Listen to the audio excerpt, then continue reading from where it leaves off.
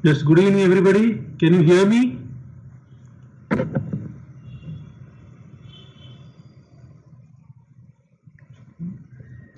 Good.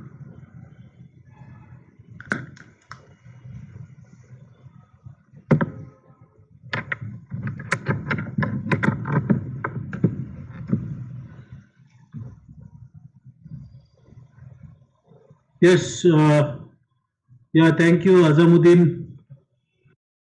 Hope my voice is clear. Yes, okay. One request, please, if you have any problem, please type in the chat box. Please do not raise your hand. Okay, I can see Mr. T. Gautam. He has raised his hand. If you have any problem, Gautam, please put in the chat box. Okay, I will answer to your queries if you have any problem. Because when you raise your hand, that particular pop-up will disturb the class. Okay. Well, so okay. I hope my voice is clear. I will just start sharing my screen.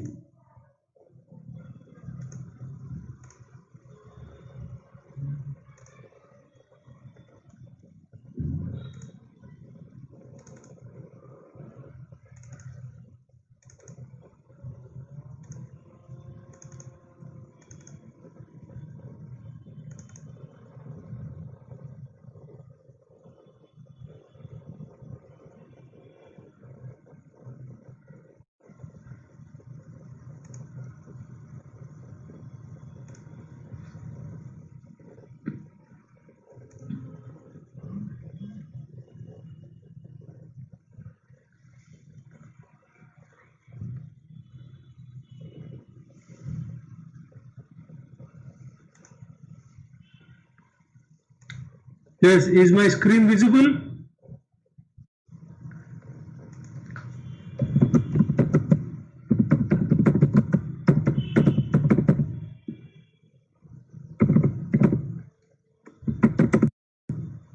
Yes. Okay. Thank you, Anusha Balaji Ganesh. Right. Venkat Maheshwara. Right. Okay. Yeah. So yeah, it's exactly 4:20. We'll start the session.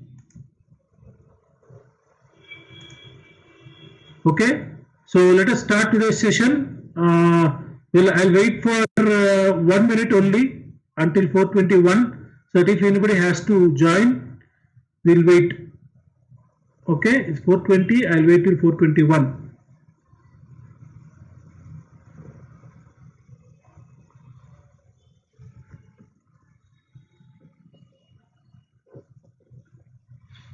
Meanwhile, hope you all have understood the classes what we have discussed previously. And as you all know, from the next week you'll be having your mid exams, right? So we are going to conduct a revision classes in this week. Okay. So that is from 14th to 20th. You'll be having your revision classes, as you all know, because the same thing is being happening for other classes also. So in this period of 5 days, we'll be having 3 sessions for CO, and in these 3 sessions, we'll be discussing or revising the units of what we discussed previously. Okay. Yeah. Okay. It is 4:21. So without any late, I will just start the class. I'm just waiting that somebody is typing. If you have any doubts, I'll just. Okay, fine.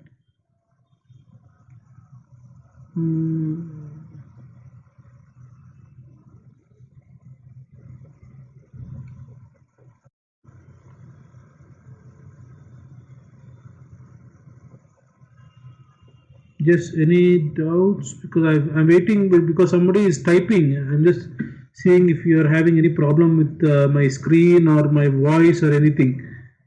If nothing like that, I'll start the class. Okay. Okay. Hope nobody is facing any trouble regarding my screen sharing and regarding my voice and regarding the internet connection. Well, I am having a very good connection here of internet. So by yeah, I'm having an excellent connection, connection status I'm having here. If any of you are facing any problem, please check that. Okay.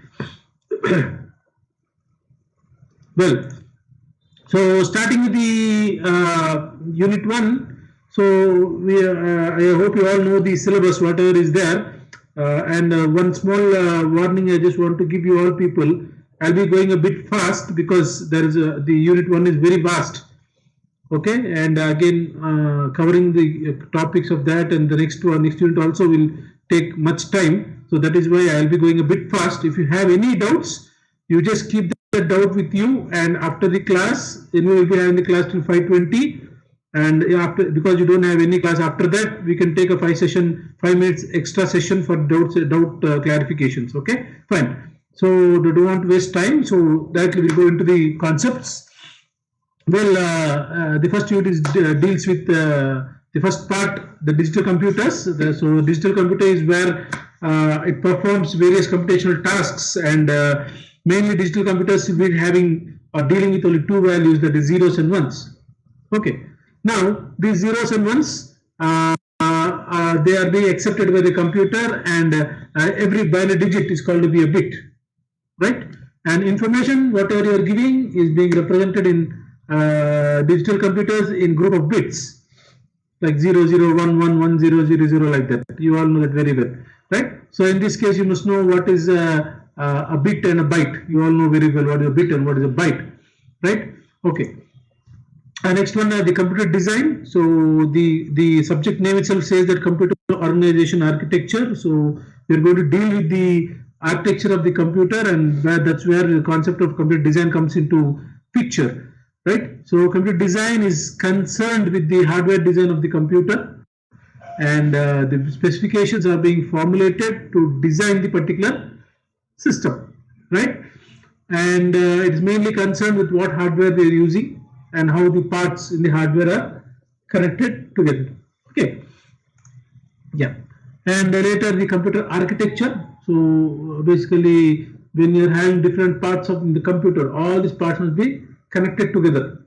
So when these parts have to be connected together, you need a particular perfect architecture to make your system run. That is what we are saying as computer architecture. So that is nothing but a computer architecture is concerned with the structure and behavior of the computer, of how the user is being seeing the particular system. Okay, right. Now in this particular architecture, you're including, or it includes, information formats, instruction sets, and the techniques of how you are addressing the memory, right? So one important question, how many types of architectures you have? So mainly you are having two types of architectures. First one is the von Neumann architecture, and next one is the Harvard architecture, right?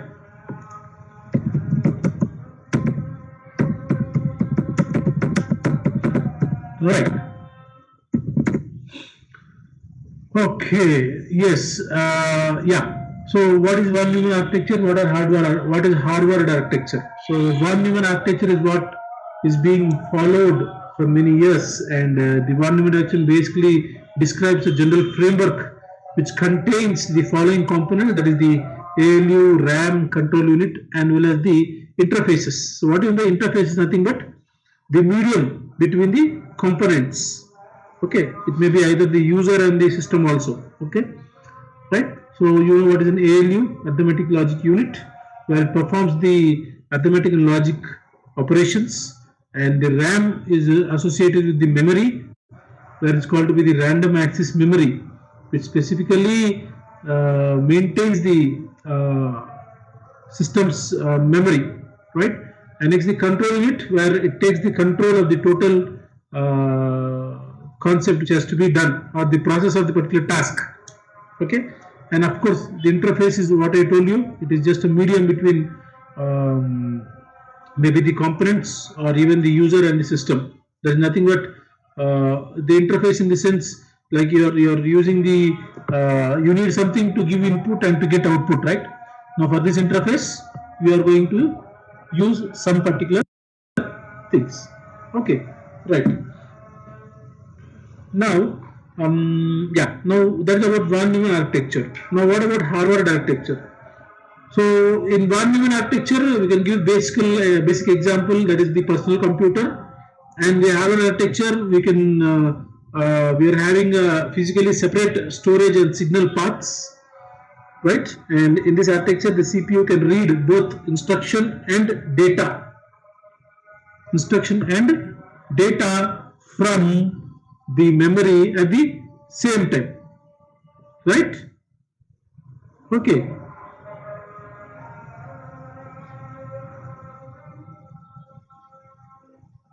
Yeah. So that's about our Harvard architecture, and basically the example of Harvard architecture is the microcontrollers, right? The microcontrollers.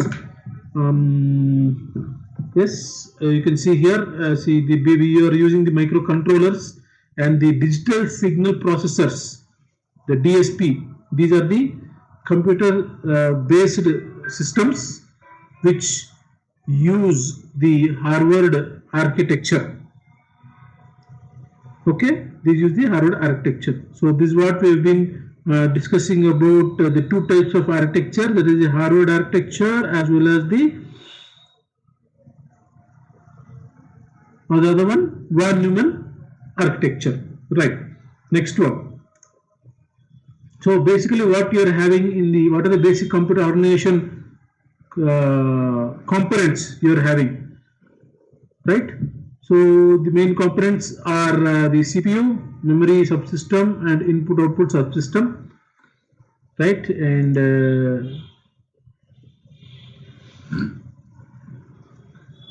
okay, so you can see here you are giving your input through the input devices. Yeah, I'll definitely. And the input-output processor is responsible for processing your particular information or the data which you are giving, and that particular data is being processed by the CPU and the random access memory, right? And we are getting the output, right? Okay, we are getting the output, right? Okay, and meanwhile, what is happening in random access memory, what is happening in CPU, that and all we will anyway come to know. Right, okay, and yeah, so mainly there are three buses: address bus, data bus, and control bus.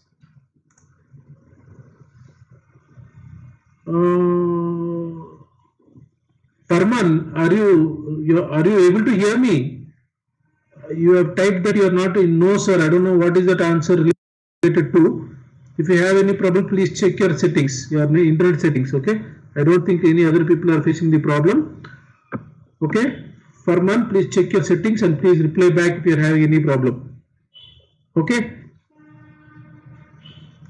Yes. Okay.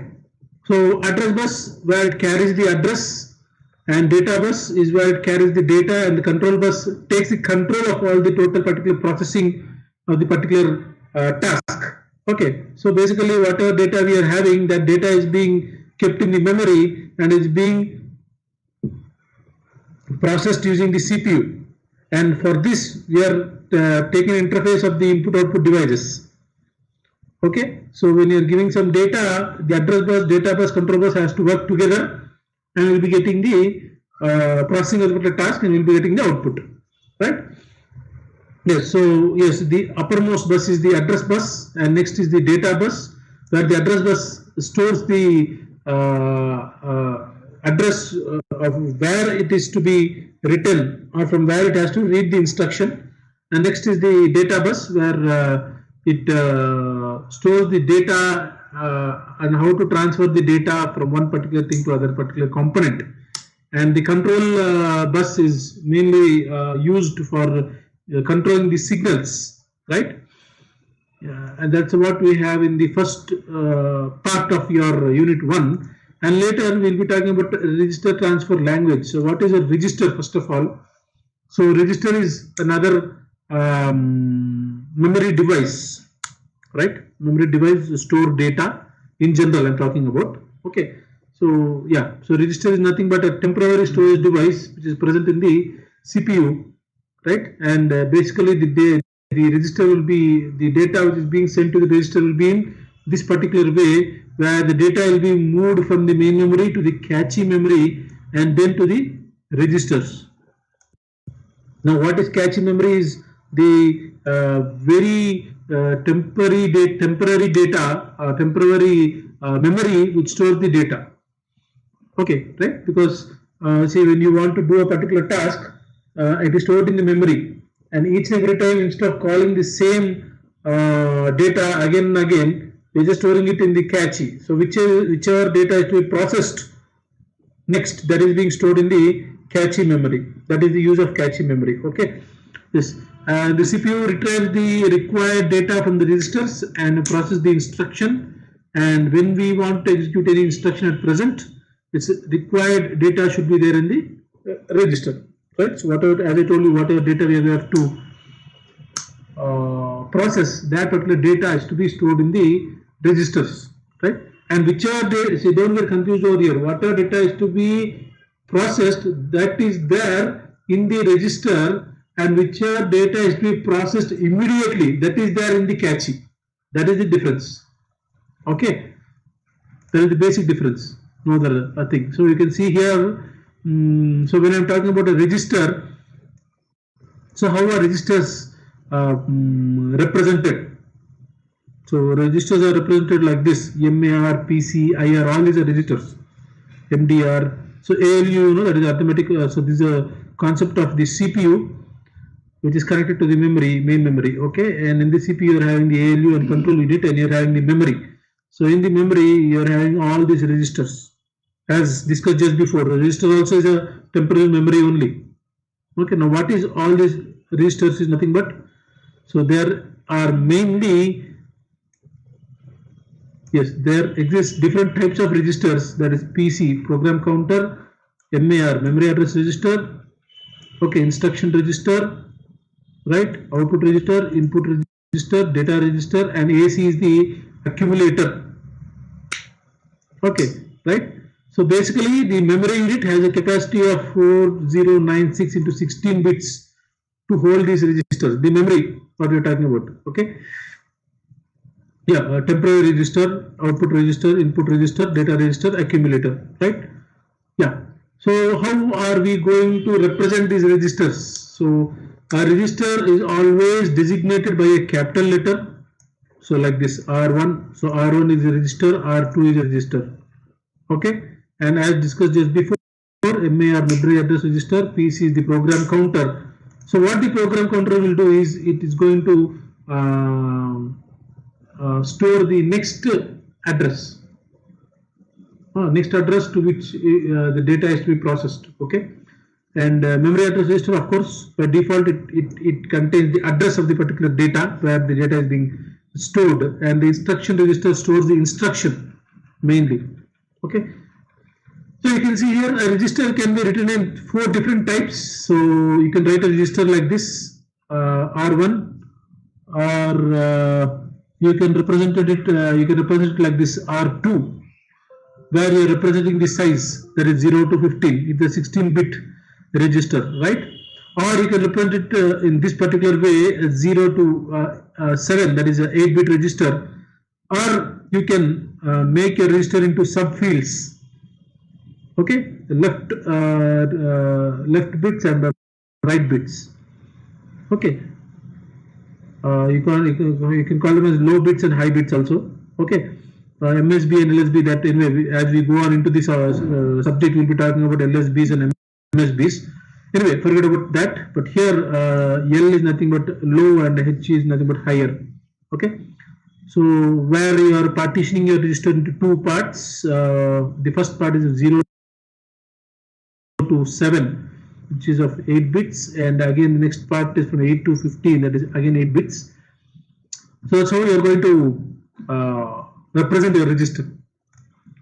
Well, so what are the basic symbols which you are going to use in your register transfer notation? So as just before in the previous slide you have seen, always a register is being represented in a capital letters, right? And you are going to represent parenthesis to represent the size of a register. So you can either use it in this way, R2 0 to 7, or you can say R2L. Both are the same, but you can represent it in two ways. And of course, arrow mark, where this arrow mark denotes that the transfer of data is being done from one register to the other register, right? So here you can see that the data of R1 is moved to R2. Okay, R1 is moved to R2. And of course, you can do the transfer of data from one register to other register, parallelly from other register to other register, like this. Okay, so R1 is sent to R2, and again R2 data is sent to R1. Okay, we are just separating it with a comma, right? Yes, next the concept is micro operations. So the operations executed on data stored in registers are called to be micro operations. Okay, so nothing but in simple, to make you understand. Okay, a doctor will do an operation, and while he is doing an operation, what he does, he cuts the stomach or wherever he wants to. He cuts the leg or hand or which part he has to do the operation, right? Now cutting the particular part is a micro operation, is a part of the main operation, right? That's what I mean to say. Don't get confused, okay? To make you understand, I just give an example. Anyway, so micro operations here mean the same. The micro operations are the particular operations which are being done in the register, okay? Right, and a micro operation is an elementary operation performed on the information stored in one or more registers. Right, the result of the micro operation may replace the previous binary information of a register or may be transferred to. Right, that means, so when you're doing a micro operation can erase the previous operations what has been done. Erase in the sense replace. Okay, replace. Right. The same example I can give, like say for example, a doctor is doing a heart operation. Now he cuts the part of the skin, okay, and he deals with the heart, okay, and again what does he do after doing it? He again puts stitches, right? So he's just doing an operation and he's replacing the operation again by stitching it. That's what I mean to say. Hope you understood. Okay, don't get, if you're confused, don't get panic. Just try to understand the idea. Okay. Well, example like shift, count, clear, and load. So when you're saying shift, so you're shifting some data from one register to the other register. Okay. Count, clear, load, and etc. As we go, and you will understand. Right. Now, what is a register transfer language? So we have seen what is a register, and we have seen the transferring of data is being done from one register to other registers. Now, the symbolic notation used to describe the micro operation transfers are called to be the RTL. RTL means register transfer language. Okay, right? The term register transfer implies that availability of hardware logic circuits can perform a stated micro operation. That means whatever operations you are doing. Okay. So this is being represented or expressed by the register transfer language. So register transfer language is a system for expressing in symbolic form the micro operation sequences among the registers of a digital module. You are representing them. Okay, right? Any doubts till now? Any doubts? Till now, any doubts?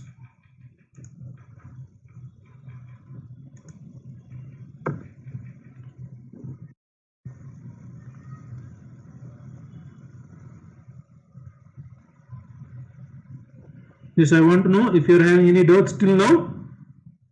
You can post it. Clear. Okay. Thank you. Well, okay. So register transfer is as we are talking just below register transfer language now register transfer. So what you're doing, you're transferring your data from one register to the other register. As you can see here, the data from R1 is moved to R2. Right? So information transfer from one register to other register, which is designated in a symbolic form by means of replacement operation, is known as register transfer. Okay, yeah, so it's about register. Yeah, the same. Move R1 R2. Yes, of course you can use in that way also. That will come as we go in detail. That will come. Move R1 R2. Anyway, don't worry about that. Don't get confused because I'm going in a flow. Okay, as we go on, we can go for that also. Anyway, right? Okay. Yeah, register transfer with control functions. So what you're doing here, the transfer always occurs only under a predefined control condition, right? So if it is 1, that means it says that data is being transferred. If it is 0, it means that the data transfer is not being done. Okay, right? That's how you're going for it. So something like this. So transfer from R1 to R2 when P equals to 1 and its timing diagram. So as I told you, so P is the control signal, as we are talking about the control signal, right? So control signal, the control unit will give you the control signals. Okay, right? Yep, and yes, you can see here how you are transferring your data. Okay. Yes. Next, in the micro operations, there are types of micro operations.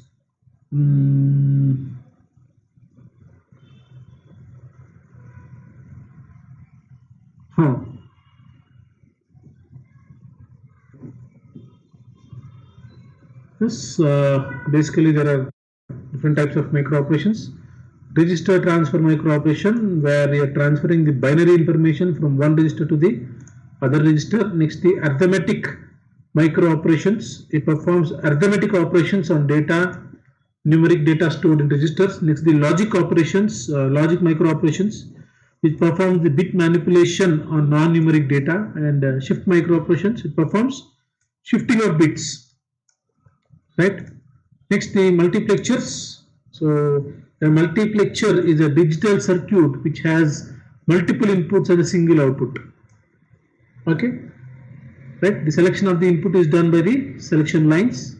It is also called as data selector, and the size of the multiplexer is always represented as the number of input lines and the output line. Okay, the number of input lines and the output line. So here you can see generally 2 to the power of n into 1 has 2 to the power of n input lines and 1 output line. Okay, right? Yes, so you can see here. So types of multiplexers, 2 to 1 multiplexer, 4 to 1, 8 to 1 and 16 to 1. So here the concept of 2, 4, 8, 16 are the inputs. So as just before the previous slide we have seen, you are saying that the multiplexer is being represented. Yeah, see, the multiplexer is being, the size of multiplexer is being represented by input lines into the output lines. So here you can see you are having 2 input lines and 1 output line, 4 input lines, 1 output line, 8 input lines, 1 output line, 16 input lines and 1 output line. So you are going to represent it like this. And yeah, here you can see, yes, n is the section lines. Okay, so like this. So these are the section lines and these are the input lines and this is the output line. Okay, yes, a 2 to 1 multiplexer is being given this particular way. So 2 to 1 in the sense D0, D1 are the 2 inputs. So you said 2 is to 1, right? That means 2 inputs and 1 output. So 2 inputs and 1 output. And you are having the selection lines here. I think here there is a small, yeah, this is the selection line, so not section line. This is the selection line. Yeah, selection line. Yep. Yeah. Okay. So you can enable it or you can disable it. That's what. Okay. In the same way, yeah. So the number of selection lines equals to n. Okay. So whatever is here, that is being represented here. So you are having two input lines, that is D0 and D1, and next you are having one output, that is the Y, and next you are having one select line, that is this one, yes. Okay, yes. And for this you are going to draw the logic circuit. So D0 and D1, two inputs are there, right? And you are having a one selection line. So you can either select D0 or D1.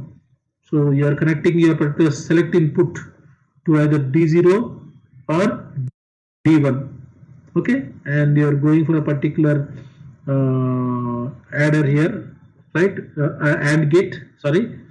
Okay, and you are doing a particular thing to get this particular output, y equals to D0 S plus D1 S, right? That this is about how this is about a 2 to 1 multiplexer. In the same way, 4 to 1 multiplexer. So 4 to 1 in the sense 4 inputs, D0, D1, D2, D3, and you are having two selection lines, S0 and S1, and one input, one output, that is Y. So the same way I am taking here. So the selection will be like this, either 0, 0, 1, 1, 0, 1, 0, 1, and your output will be, if it is both are 0, then your output will be D0. If any one is 1, if S0 is 1, then your output will be D1. And if S1 is 1, then your output will be D2. And if both are 1, your output will be D3. Right? So that is what is being here given here. So you get a total output like this in a 4:1 multiplexer. Okay, so your D1, D0 with selection lines S0 and S1 plus D1 with selection S1 and S0, that is S0. Again D2 S1 S0, D3 S1 S0. Okay, right? So we are using some AND gates and OR gates here, and or NOT gates we are using. And depending upon that, I am going to draw this particular circuit. So I am having two selection lines, S0 and S1, and I am having four inputs, D0, D1, D2, D3. Now I am just taking an AND gate for everything, and I am connecting all these selection lines to every input. Okay, and I am having an AND gate here, and I am going to get this. So the output of this will be this one. Okay. Yes, a common bus system.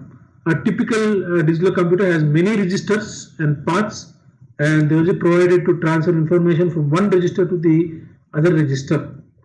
A more efficient scheme of transferring information between registers in a multiple register configuration is called to be a common bus system.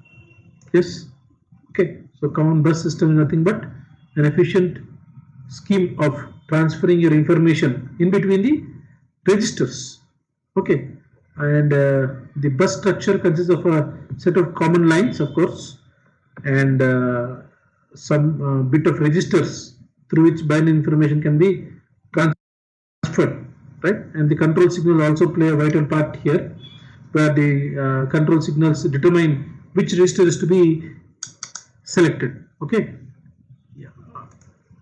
The bus system using the multiplexer. So one way of constructing a common bus system is with multiplexers, and the multiplexers select the source register whose binary information is then placed on the bus, and the construction of a bus system for a 4-register multiplexer is shown here.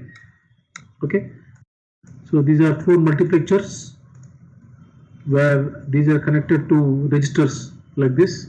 So 4 registers, 1, 2, 3, 4, A, B, C, D, and each and every point of one point of every register is being connected to the multiplexer like this, and you are having a 4 line, because you said that you are having a 4 into 1 multiplexer, right?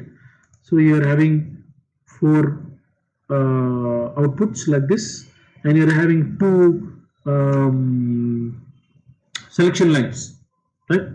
2 selection lines, and so you can develop, or you can see a 4 into 1 multiplexer bus system. Okay, so every selection line is connected to every multiplexer like this. Okay, and each and every multiplexer will be giving an output, and every multiplexer we are having 4 inputs, so 1 from each and every register. In the same way here again, D2, C2, B2 and A2. In the same way here, D1, C1, B1, A1. In the same way here, D0, C0, B0 and A0. Okay, yeah, that's what is given here. Okay.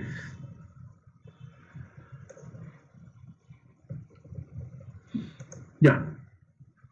So you can select any register. We are having 4 registers here, right? A, B, C, D. A, B, C, D, right? So you can represent any register, or you can select any register A, B, C, D. Okay, and you are having 2 selection lines, S0 and S1, that we have seen. Where is that?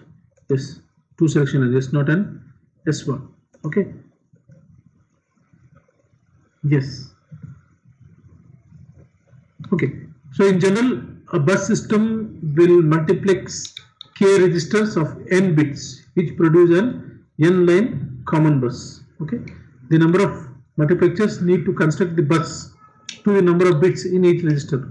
So how many number of registers you are using, that many size of multiplexer must be used.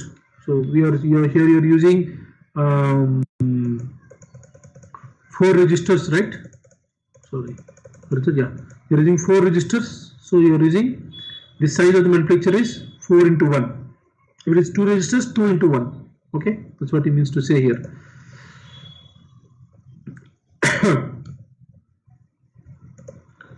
Okay, next, 3-state gates. A bus system can be constructed with so here you are seeing that this is a bit heavy, right? This diagram is a bit heavy to design. Now the same diagram can be represented using a 3-state gates, right? So a bus system can be constructed with 3-state gates instead of multiplexers. Okay. So in a normal bus, in a normal buffer with 2-state input and output, we will get the output same as input with some delay. Okay. So state 1 mainly so 3-state gates will contain 3 states, where the state 1 is equivalent to logic 1, state 2 is equivalent to logic 0, and state 3 is represented as the high impedance states. Okay, so the high impedance state, what it will do is it behaves like an open circuit, which means that the output is disconnected and does not have any logic significance like this. So this is a 3-state buffer, a 3-state gate. So 3-state, one is the input, next is the output, next is the control input. Okay, so open state circuit means, as discussed here, open state circuit. Yes, open state circuit. It means that the state of the buffer, which is called as control state, is low. So nothing will be transferred to display as output. Right? So graphically you are representing it like this. So input, control and output. So input 0, control 0, output nothing, high impedance 1 0 0 1 0 and so on. Okay.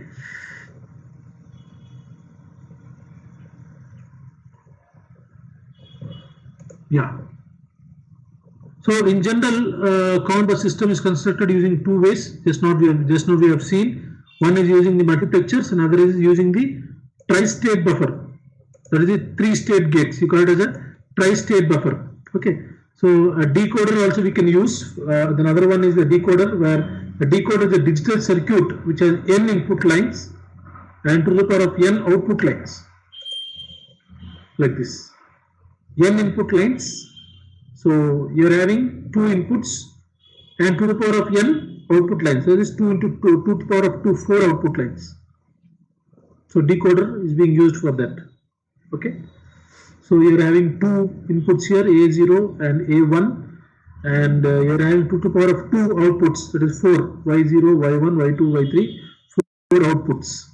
Okay, so this is called to be a 2 to 4 decoder. Okay, and yes, the same thing can be represented in a tri-state buffer like this. So A0, B0, C0, D0. So here you are having selection lines S0 and S1, and you are having enable. So 0, 1, 2, 3, everything are being connected. So as we know, in a tri-state buffer, you are having 3 states: input, output, and control line. So this is the control line. That is the high impedance, what we were discussing, open circuit annangala, that one. Okay. So these are all the inputs, 4 inputs. Okay, and 4 control lines and 2 selection lines. Okay. Yeah, so that's what is being given here. So the output of 4 buffers are connected together from a single bus line, right? Yeah, a tri-state buffer we call it as. Okay. So memory transfer next. So how we are transferring your memory? So the read operation is being used. So read operation, the transfer of information from a memory word to the outside environment is called a read operation, and the transfer of new information to be stored into the memory is called a write operation. To make you understand very simply, you know what is a read only file and a write file, right? So in the read only file, whatever is there you can only read, you cannot edit it. So in the same way here, read operation is nothing but whatever is there in the memory to show it to the outside environment is called a read operation, and whatever is to be stored newly or new thing which is to be stored, for that we are going for the write operation. Okay, so the letter M is being used as a memory word, as a symbol, right? And it is necessary to specify the address of M when writing the, because you must know where your particular data is, where you are storing it. You have to represent the memory. Okay, yeah, and you must represent a bracket, a square bracket followed with the memory, like this, right? So here you are reading the data register, okay, right, in the memory of the address register. So this M means memory of the address register. So in this address, whatever data is there, okay, that is being read using the data register. Whatever data is there in this memory, that is being read. That's what it means. Okay. Next, write operation is where you are writing your particular data in this particular memory. The address register's memory, okay, whatever is there, you are writing it here. Okay. So R, of course, R is of course the register only. Okay. So you are writing your data. So here, whatever is there, you are reading it. Whatever is here, you are reading it. Here, whatever is there, you are writing into it. Okay. A small logic there. Okay. Clear? Any doubts? Till now, any doubts? Please let me know.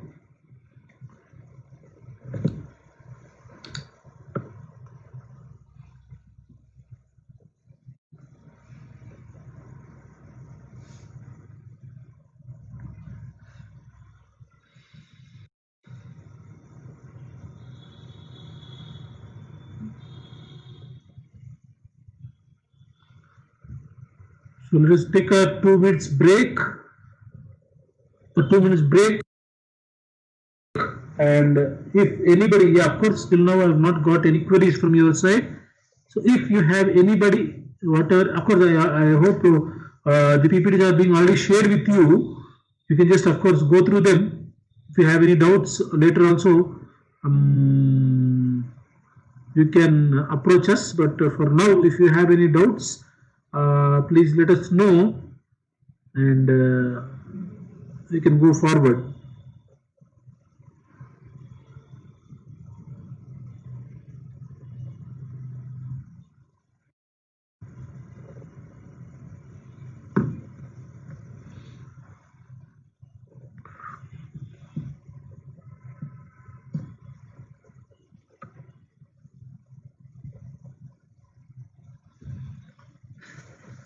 Okay, thank you for your response from Sridhar, Sultana, Akhil, Banu, Anil, Ganesh, Sridhar, again Rohan, Azamuddin.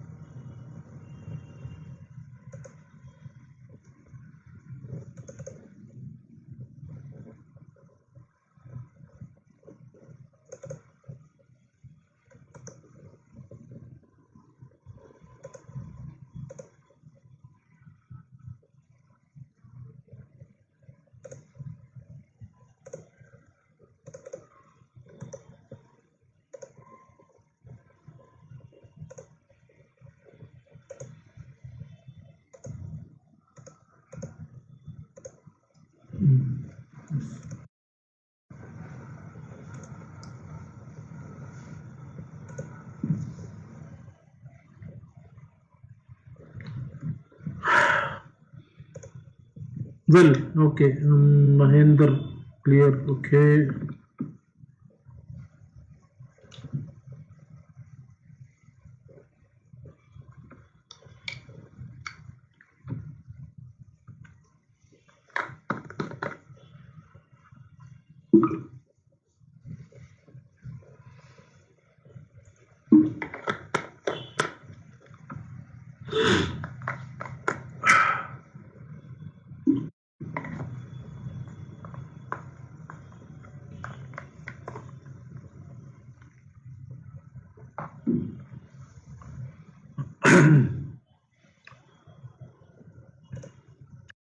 Okay, so hope you are not having any doubts. That's whatever we discussed till now. That that are the two subsections of Unit 1. Okay, those whatever discussed till now, those are the subsections of Unit 1. Okay, next let's go back to the next subsection. Yeah.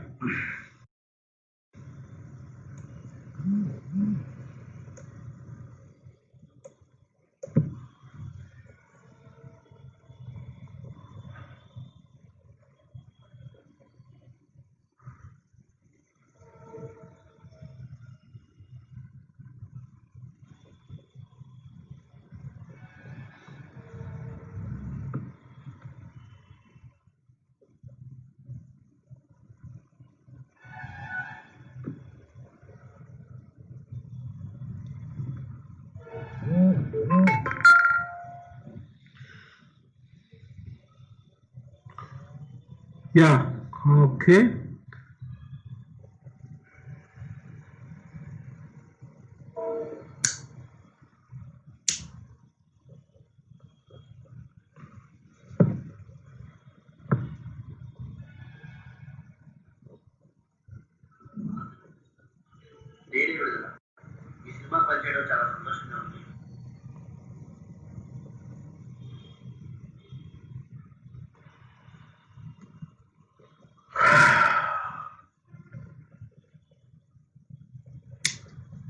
Okay, let's continue.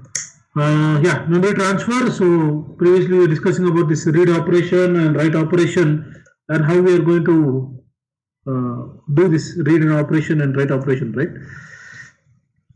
Yeah. So the first one is the arithmetic micro operations. So basically, micro operations are categorized into four types, and In all those, the register transfer micro operation does not change the information when binary information moves from one register to the other register. But whereas in the remaining other types of micro operations, contents of the register is modified when moving from source register to the destination register. Right. So what I mean to say is that, as we have seen, micro operations are of 4 types: logical, arithmetic, and the other 2 which we have seen. But only in arithmetic operations or arithmetic micro operations, there is no change in the data. Okay, but whereas in the other concepts, no, we will be having the change. We'll be seeing as we go on. We'll come to know about that. Well, so yes, Anil. Yes. Add multi-talk. Yes, of course. Yes. Yeah. So basically, just give me a minute, please. Hello.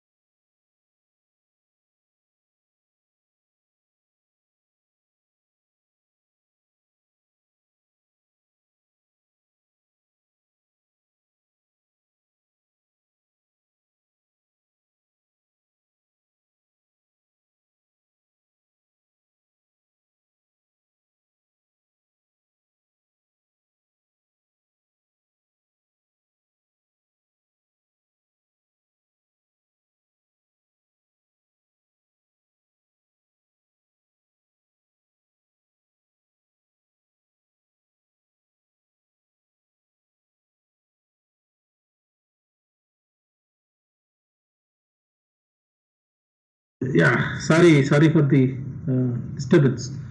I got a call anyway. Okay.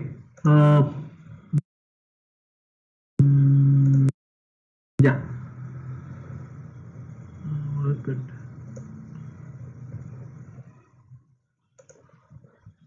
Okay. Yeah. So yeah, the basic arithmetic micro operations are add, subtraction, increment, decrement, and shift. Right. So an example of micro operations like this, where you're adding the contents of R1 and R2 and you're shifting it to R3. Okay. Right. The sum is being sent to R3. Right. In the same way, subtraction again. So you are subtracting 2 things and you are sending the particular thing to R3. Right. So this is also a type of subtraction which we are doing. Okay. R1 plus R2 dash. What is this dash? Is nothing but the ones complement of the data which is present in R2. And next, if you have to do a subtraction, you have to add 1 to this one's complement, where that is called to be the 2's complement. Okay, right? To make you understand this one, say for example, you are going for, I hope you all know what is the 8421 code. So 8421 code is where you can represent your data in binary. Okay, so say for example, the value of 3 will be 0011. Okay, and the value of 5 will be 0101. Right? Now if you add both, you'll be getting some answer. Okay, like say for example, what I mean to say is, you all know what is 8421 code, right? So 8421 code, the value of 3 will be 0011 and the value of 5 will be 0101. These two, of course, you'll be getting some value like 0, 0, 0 and 1. That is 8. So the value of 8 is 1000. Sorry, 1000, 3 zeros. Right? But now let us subtract this 5 and 3. So the value of 5 is 0, 1, 0, 1.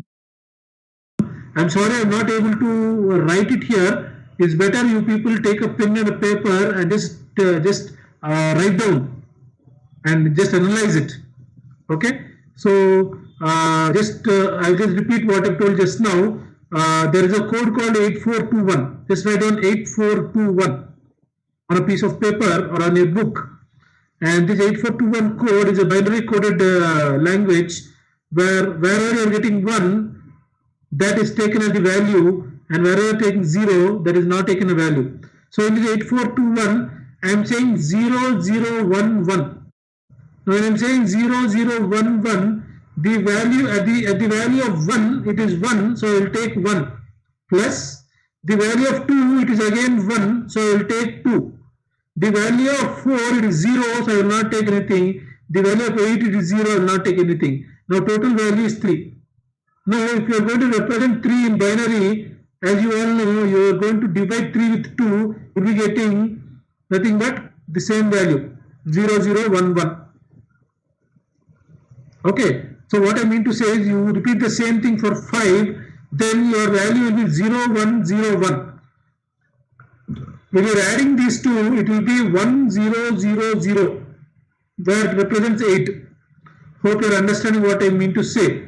Now what I want to tell you is, when you are adding it, you will be getting an exact value, but try to subtract it. So I am subtracting 5 and 3, 0101, 0011. I will be getting 0, again 0, 0, 1, 1, 0.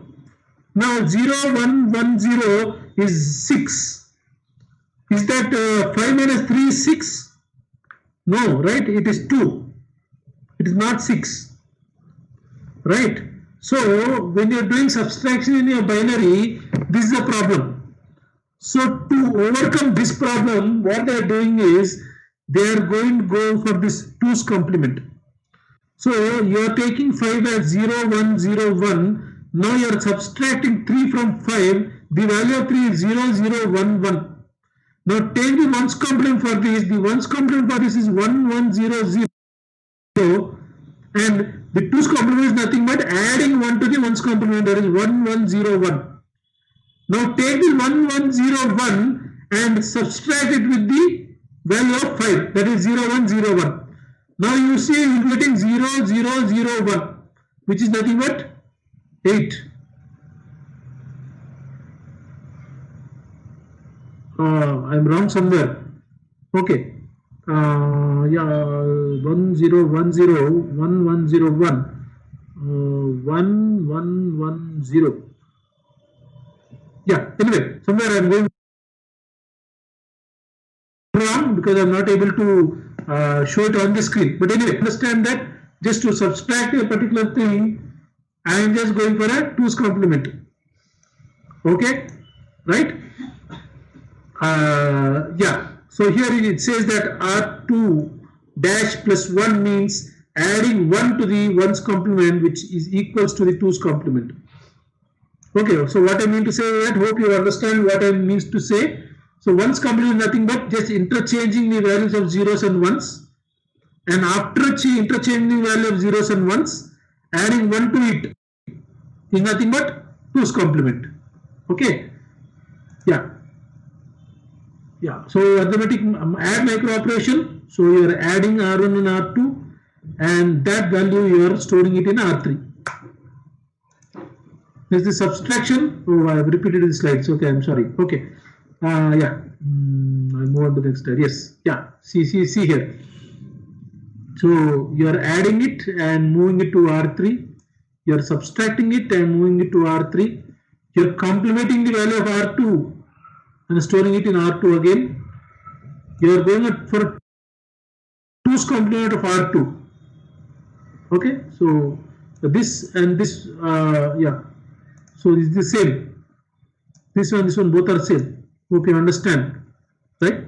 So all these 2 steps are covered in this particular thing. R1 is added with 1 and stored in R1.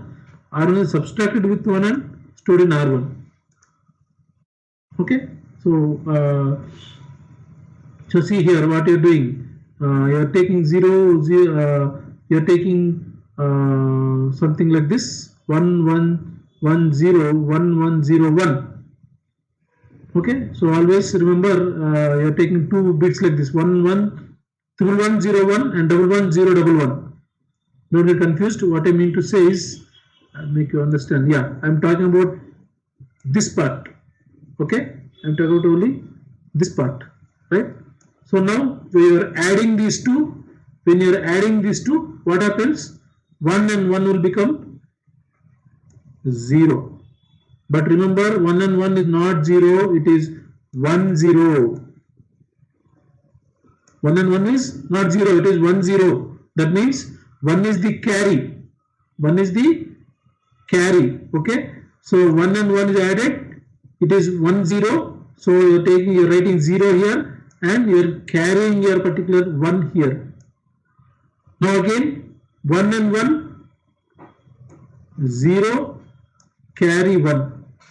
Again 1 and 1 0 carry 1.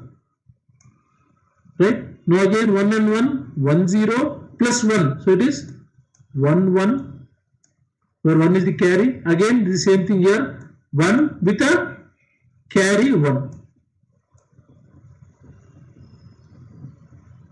There is no bit to be added here, so this is just taken as the carry. Okay, so that's what we have seen here. Okay, right? So 1 and 1, it is 1 0. So as I told you, yes, now it is clear, right? So 1 and 1, it is 1 0. So I am taking 0 here. 1 is the carry. Now you are adding this 0 and 1. It is 1, but there is a carry here. So 1 plus 1 becomes again 1 0. Carry is 1. The same thing here. Now again here 1 plus 1, it is 1 0. 1 0 plus 1, it becomes 1 1. So 1 is taken here. Carry 1. Right? Again 1 and 1. This repeats the same thing whatever happened here. So it is 1 1. So 1 is written here and there are no other bits to be carried out. So I write 1 at the left side. That is again the left out as the carry. Okay. Yeah. The same thing. Okay. This is a subtraction. Okay. So previously we have seen addition. Now it is subtraction. So 1 and 1 is 0. A general subtraction, what we do? 1 and 1 is 0. 0 and 1 is 1. Right, and so on. Okay.